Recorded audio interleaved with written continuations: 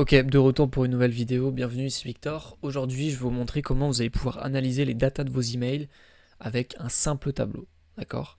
Ça va être très simple, ça va être une vidéo rapide, concise, on va aller droit au but, ok? Le tableau en question, c'est le suivant, ok? Donc c'est un dashboard. L'idée, c'est que à chaque fois que vous allez envoyer un email, vous allez reporter, donc mettre sur un tableau toutes les datas de cet email, toutes les informations nécessaires pour pouvoir analyser au final, au fur et à mesure, les emails que vous envoyez, comprendre ce qui fonctionne, comprendre ce qui ne fonctionne pas, voir ce qui génère du chiffre et ce qui ne génère pas de chiffre, d'accord? Parce que si vous n'avez pas ce type de tableau à disposition et que vous ne reportez pas, vous ne collectez pas les datas de vos emails, vous ne pouvez tout simplement pas prendre de décisions claires et éclairées, ok? Nos data, nos améliorations. Vous comprenez l'idée. Donc je vais vous montrer un exemple concret. Je vais faire un reporting d'email d'une marque en live pour que vous puissiez comprendre exactement comment ça fonctionne. Ok. L'email en question, ça va être le suivant. Ok. Je cache les informations par souci de confidentialité par rapport à mon client.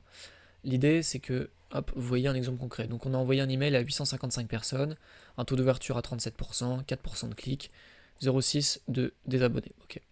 Ce tableau, vous pouvez le récupérer dans la description en vous inscrivant à la newsletter. Je vous envoie un email par jour sur des conseils pour l'email marketing, pour améliorer votre email marketing. Il vous suffit de vous inscrire, vous pouvez récupérer le tableau de cette façon. Ok. Donc là, typiquement, on a envoyé cet email le... Donc typiquement, on a envoyé cet email le 11. Donc on va mettre lundi 11 novembre 2024. Le lien de la campagne pour pouvoir la retrouver en un clic. D'accord. Hop. Le nom de la campagne, on va l'appeler par exemple newsletter 1. Voilà, comme ça on sait que c'est la newsletter numéro 1 si on veut la retrouver. Et on sait de quelle campagne on a envoyé. L'offre. Admettons que vous avez une boutique e-commerce qui vend des produits de fitness, des compléments alimentaires.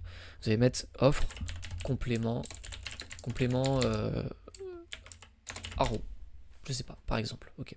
Si vous avez un complément qui s'appelle Haro. Le ciblage, ça va par exemple être un ouvreur de moins de 30 jours.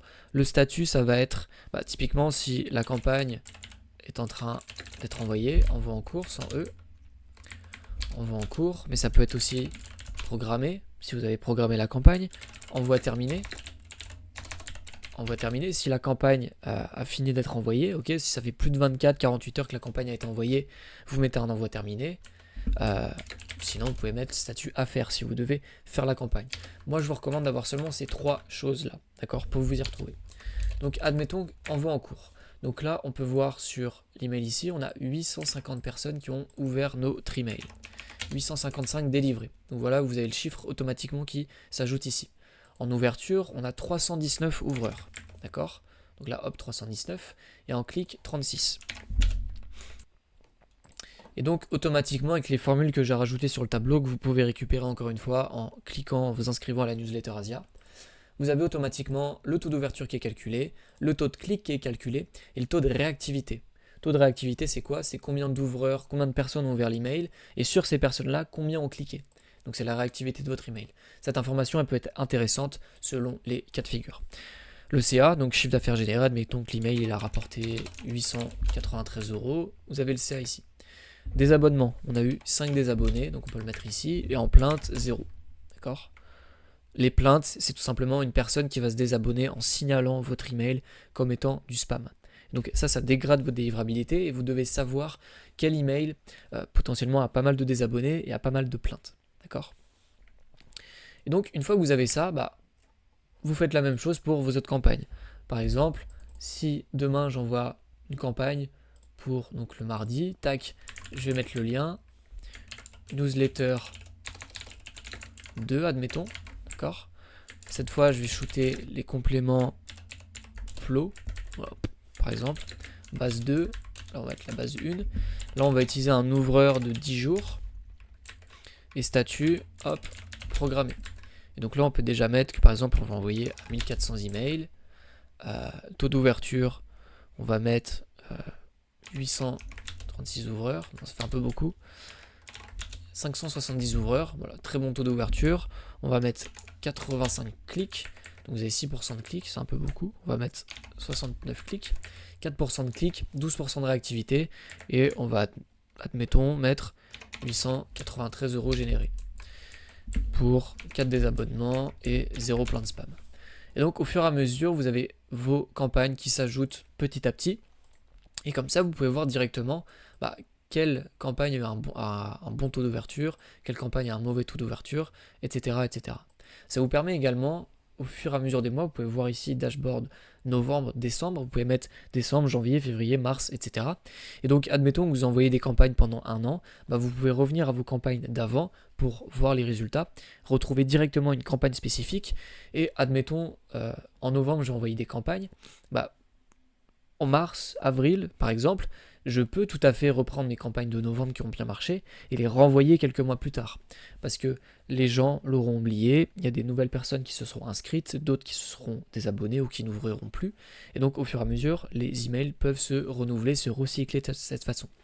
Ça vous permet également de savoir, admettons cet email-là a plutôt bien fonctionné, il a fait quasiment 1000 € de chiffre d'affaires. Je vais aller analyser pourquoi cet email tout simplement a bien marché, essayer de comprendre. Et de cette façon-là, je vais faire une variante de cet email et l'envoyer à mon audience pour essayer de générer le même type de revenus et essayer d'augmenter les revenus de cette façon. Et donc petit à petit, si par exemple vous avez un email qui a fait seulement 200 €, vous savez que cet email il performe très peu, d'accord, ou en tout cas pas très bien. Et donc l'idée ça va être de faire des variantes ici, de tester de nouveaux angles, essayer de comprendre ce qui marche. Idem pour le taux d'ouverture. Si vous voyez des emails qui ont des bons taux d'ouverture, essayez de comprendre pourquoi ça ouvre bien. Est-ce que c'est le ciblage? Est-ce que c'est l'objet? Est-ce que c'est le contenu de l'email, le sujet? Est-ce que c'est juste votre délivrabilité?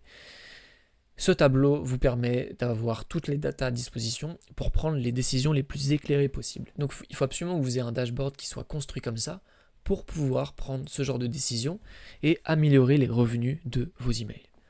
C'est tout pour cette vidéo. Encore une fois, vous avez le lien de ce tableau directement dans la description.